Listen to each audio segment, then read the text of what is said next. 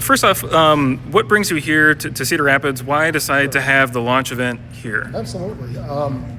Pastor Jeremy Higgins is a friend of mine. I started the Iowa Liberty Network and was gracious enough to host our event for us previously. So he was involved in a religious freedom battle that he won and prevailed on. Just based on that alone, it was good to get on board with him. Good to be associated with what he does. So, if you're elected to this seat, what do you pledge to do? Kind of, what's your platform? My platform concerns financial transparency. We do have fraud and abuse. DOJ has exposed that. We need to know exactly where the money's going. I mean, right now we have over $1 trillion of spending going out of the Department of Treasury, where the subject line is left empty. That's a big problem. We need campaign finance reform that puts the election back in the hands of the people. Super PACs allow billionaires, allow foreign nationals to donate money to campaigns through nonprofit corporations. We have to clean that up. I am unapologetically an America First candidate for the U.S. Senate.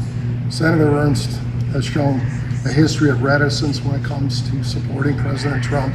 She certainly didn't support him in the primary when she tacitly endorsed Nikki Haley and conspicuously left out President Trump of any mention. So I know after the primary that changed. I expected it to, but yeah. So when you say that you're an America First candidate, I guess what does that mean to you? Yeah. Sure. I think it means a lot of things. I think it means repatriating our manufacturing base. Since World War II, most of our manufacturing has been shipped overseas. We cannot allow that to happen when it concerns issues of national security. 90% of our pharmaceutical drugs are made in China. Rare earth minerals, computer chips, phones, all of these things we should be making ourselves.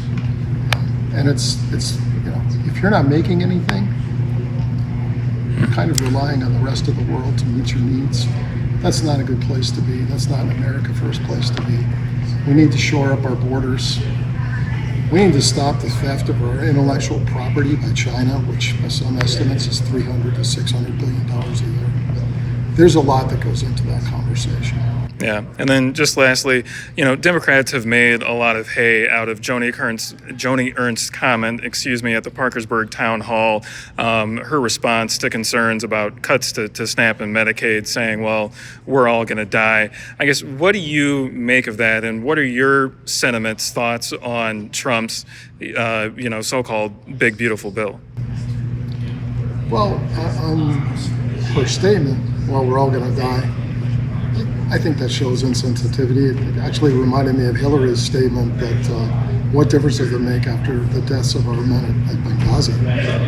Kind of a similar attitude. The big beautiful bill has a lot of wonderful things in it. I think there's some issues related to the amount of spending that are going to have to be worked out between the Senate and President Trump, and I'm very confident that President Trump, who's an incredible deal maker, will make that happen.